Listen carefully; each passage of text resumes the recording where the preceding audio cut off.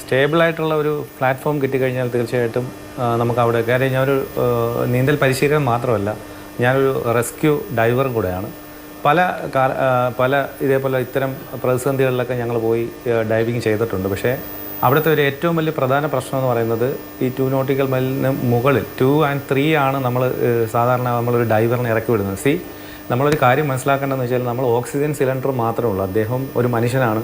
അപ്പം ഒരു ഡൈവറെ നമ്മൾ ഫോം ചെയ്തെടുക്കുന്നതെന്ന് വെച്ചാൽ ഒരുപാട് എന്താ പറയുക ട്രെയിനിങ്സ് ഒക്കെ കൊടുത്തിട്ടാണ് നമ്മൾ അദ്ദേഹത്തിനെ ഒരു ഡൈവറായിട്ട് നമ്മൾ പോസ്റ്റ് ചെയ്യുന്നത്.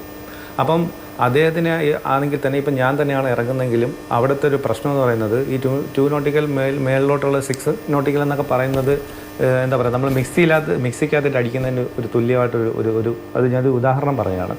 അപ്പോൾ അത്രത്തോളം ഫോഴ്സിൽ വെള്ളം വരുമ്പോഴുള്ള പ്രശ്നം ഒന്ന് അതാണ് കാര്യം. സ്റ്റേബിളായിട്ട് നിന്നാൽ മാത്രമേ നമുക്കിപ്പോൾ അടിയിൽ പോയാൽ തന്നെ അവിടെ നമുക്ക് വർക്ക് കാര്യം നമ്മുടെ അവിടെ ഒരു വിസിബിലിറ്റി ഇല്ലെന്നുള്ള കാര്യം നമുക്ക് എല്ലാവർക്കും അറിയാം. കാര്യം അതിശക്തമായ മഴ പെയ്യുന്നു.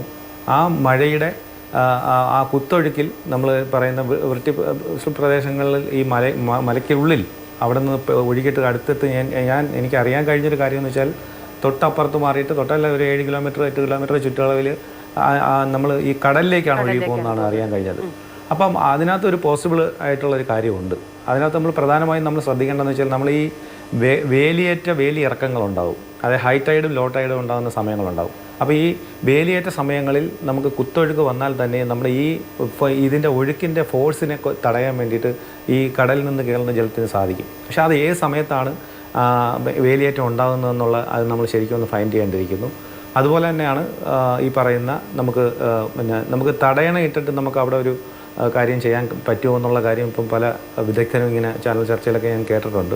പക്ഷേ നമ്മൾ കാര്യം മനസ്സിലാക്കേണ്ടത് വെച്ചാൽ ഈ മല ഇടിഞ്ഞ് വന്നപ്പോൾ ഇതിൻ്റെ ഓപ്പോസിറ്റ് ഉണ്ടായിരുന്ന വീട് വരെ ഈ വെള്ളം കയറി തകർന്നു പോകുന്നൊരു സാഹചര്യം ഉണ്ടായിട്ടുണ്ട്.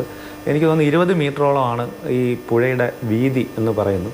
പക്ഷേ അതിനകത്ത് നമ്മൾ എത്രത്തോളം ബ്രേക്ക് ചെയ്ത് കൊടുക്കുന്ന സമയത്ത് ആ ഒഴുക്കിൻ്റെ ശക്തി വീണ്ടും എവിടെയാണോ ചുരുക്കുന്നത് വെച്ചാൽ അവിടെ കൂടാനാണ് സാധ്യതയുള്ളത്. ചിലപ്പോൾ അപ്പുറത്തെ സൈഡിൽ ഇടിയാനോ അല്ലെങ്കിൽ അവിടെ എന്തെങ്കിലും അപകടം നടക്കാനും ഈ ജലത്തെ ഇല്ലെങ്കിൽ നമ്മൾ ഒരു വഴിമാറ്റി വിടുമ്പോൾ ഉണ്ടാകുന്ന പ്രശ്നങ്ങളും അതൊരു വലിയ പ്രശ്നം തന്നെയാണ്. കാര്യം ഇത്തരം കുറേ പ്രശ്നങ്ങൾ നിൽപ്പുണ്ട്. പിന്നെ ഒരു ഡൈവർ എന്ന് പറഞ്ഞു കഴിഞ്ഞാൽ അദ്ദേഹത്തിന് പോയി വർക്ക് ചെയ്യണമെങ്കിൽ എന്താ പറയുക, നമുക്ക് കറക്റ്റായിട്ട് നമുക്ക് അവിടെ നിന്ന് പ്രവർത്തിക്കാൻ പറ്റുന്ന ഒരു സാഹചര്യം കൃത്യമായി ഉണ്ടായാൽ മാത്രമേ നമുക്ക് ചെയ്യാൻ പറ്റത്തുള്ളൂ. കാര്യം വെച്ചാൽ നമ്മൾ ഓക്സിജൻ സിലിണ്ടർ നമ്മളെല്ലാം ഈ എക്യുപ്മെൻസുമായിട്ട് നമ്മൾ താഴേക്ക് പോകുമ്പോൾ നമ്മൾ ഡിമാൻഡ് ചെയ്യുന്ന അനുസരിച്ചാണ് നമുക്ക് ഓക്സിജൻ കിട്ടുന്നത്.